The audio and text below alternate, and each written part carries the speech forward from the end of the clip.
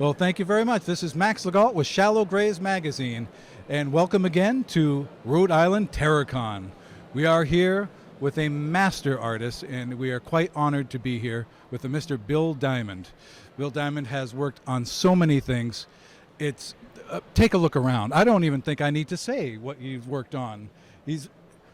Of course, everybody, always asks him about the Dark Crystal, which is, of course, it is near and dear to my heart. I know. And I know that's one of the things you get all the time. But he's currently doing some on-stage work. It was specifically regarding the Little Shop of Horrors behind you. Would you say that can handle someone who's 400 pounds, or is it 400 pounds? The plan is roughly about 250 to manipulate. That's what its individual weight is. And then, of course, it'll handle the actor. So even though it suspends the actor, but it can handle the weight. I mean, they're not in it for a very long period of time, but it does have to lift them and turn them. Okay, but in your case, when you're talking about the actor, you also mean the puppeteer. Well, the puppeteer is, I'm in it, so I'm suspending that weight. Okay. And balancing it. I always tell people it's like a big hang glider. You're kind of in the middle of it and everything's around you. So you kind of, if you turn, it turns. So it pretty much follows your movements. But it has to handle the weight of the actors and support it, even though it has a steel resting system underneath it. Okay, but in this case, that would be is the person for something like this one also going to be doing the voice, or is that going to be a separate actor somewhere else? This is the only show that I don't do a voice in. That's what I was going for. It is voiced by someone out in the orchestra pit. Usually the voice is either in the orchestra pit or off stage, not far from the conductor, or watching on a monitor. And then I do all the lip sync on stage, but I'm with the actors on stage, so I have to stay in sync with them and stay in sync with the audio and the orchestra. Okay, now that makes sense. So now you're doing a Little Shop of Horrors, but where are you doing it, and where is its current run? Well, I've been doing it around the country. Right now, Dominican College is doing it, so they have brought me in because they rent the plants from us, and this one will not go out unless I perform it. So I'm doing it with a cast that they have in their theater program, and then it is being done again in August, so that one still hasn't done the schedule. So I wind up doing it at different places around the country. Okay, so it's really, really traveling, but is it the same? It's the same troupe, and they're just going wherever it's. Sometimes it's a whole different group. They'll bring me and the plant in. It's almost like when you get the royalties, you get me and you get the plant. A lot of times there are people that do this show and they don't realize this is a big part of the show. It is about the plant. Oh, I'd be there in a second. Absolutely. That's a great deal. We'd pay for that. So, since it started, when I first did after it closed on Broadway and then it went to New York premiere, they asked me to do the road tour. So I built this version of Audrey in '84, and then the revival, of course. But didn't realize that 30 some odd years later, I'd still be doing this. Surprise! Yeah, still doing it. So we own the plant, so usually when they get the royalties, they call us. Oh, okay, so now that makes sense. So they actually own it, and people actually have to rent it. But you also, from what I understand with your talk earlier, you also do commissioned works for people, which in that case they would own. Yeah, there are times that we, at the puppet shop, will do commission works for collectors. Then we we build a lot of puppets for TV and film, and then they come back to the studio. It's usually part of our arrangement, so that we can put them on tour, or they're part of the arrangement, depending on what we're doing. Interesting, very good. Now, one of the questions that was a bit obscure because it might give away, time. You started this when? Because you had I know you talked about Jim and how he got started, and a few other people, but not necessarily when you did. I started doing illustration, commercials, and stop motion animation. My first film to credit was at 15. 15? Okay, that's impressive.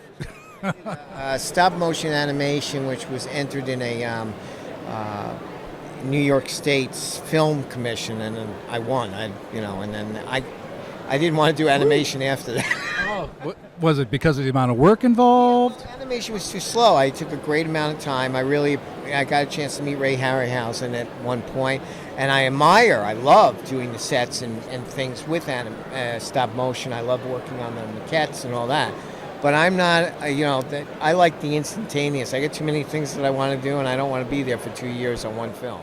Okay, but that still must have been a great way to start. It was a great way to start. I mean, I did get a chance to do some cell animation and that, but I really liked the build of it, but the puppetry was much more quicker and instantaneous for TV. Well, and in your case, you actually got to express yourself a little more, because when you're in the puppetry, most of the time you are expressing yourself, and a lot of the times you're the voice. What's fun about the puppetry is that not only you get to act, but you become the character. So what's really interesting is that you get a chance to not only build it, create it, but you can perform it. Stop motion, you can do that, but you're never actually interconnecting, you're never performing. You can see the work later on, as much cell. It's a whole different way that it happens. I like the gratification that when the character comes out, he can work with you one-to-one. Yep. Yeah, and so how long was that first film when you were 15? Because I know the stop animation, that's frame by frame by frame. It was only, I think it was 26 minutes. I entered into a film festival. But for stop animation, that's a lot of work. A lot of work. That was a lot of work. I mean, are you like estimating probably a couple hundred hours for that 26 minutes? Yeah, I would imagine so. So I can see why that would leapfrog you to another section of it. But so while you did that and then you decided you wanted to move on and entered puppeteering and stuff, how did you make that transition? At what point? Well, it's a little more complicated. It's complicated. It's complicated because I was doing theater. I had my own theater company. I was producing my own shows and that I was touring with. Remember the name? Oh yeah. Well, I had a Pandemonium Theater Company, and then it was funny because I did want to do the school shows, so I got a group of kids together, and we wound up doing Abbott and Costello, Marx Brothers, and I was playing all the performances and directing. Can we do that now? That would be awesome. It was fun. And so I did theater, and then I did TV, and it just, I guess it was sparking the fact that I really wanted to own my own studios and my own films, and that's what led to what I do now, over 40 years later. It might be over 40 years later, but you're still going strong. I mean, we now have moved our studio to our own facility down on the Hudson in the city to expand it. We have some sound stages there to expand it into more of a movie backdrop facility. So it's not just a workshop, you're actually doing filming there as well. Well, we did in our other studios. We did too. We already had. So we moved it to a bigger piece of property. We'll have a back lot and have interior has 4 stages already. So we have puppet shops, and we have scenic shops, and we have makeup shops, and we have puppet shops. Okay, and that I have to imagine that because these are your stages, that you were able to custom design them to work better with puppetry. This is yes. There's a couple. One stage handles just our monster TV stuff that's being built now. Other will handle regular TV. We have a photography studio. We have our radio show. There is the puppet shop. So we do a lot of stuff for other people too, as well as different networks and things like that. So we do our work, but we do other people's work. Oh, that's excellent. So do you even look for work anymore? Is it just come to you now? I think nobody can ever stop looking for work. I think what we tend to do is try to pick what we want to do more so than stuff that comes at us. We have a little bit easier chance of saying, nah, we don't need to do that. Okay, so at least you can pick and choose a bit. Yeah. So there's always something that exciting that comes along that, we're surprised with, that like, oh, okay, I always wanted to do that. Okay, so this goes back to probably my original question, if you saw that video on stage. So, again, now you're going to stages. You're moved to a different location. You're expanding and doing things. Do you keep learning and adding knowledge to how you do it? Yeah, right now we're refining our studios to be something different because the space allows us to do different things. So we're kind of looking at, okay, the older studios were old, we now can train them to be something more. We can put bigger green screen in, we can do some things a little bit more with higher ceilings, digital, there's some other elements that we can do that the old facility wouldn't allow us to do. Excellent. I thought we tried to stay away from blue screens, though. We're going for actual models. We actually still use green screen and blue screen with puppets. We still do that.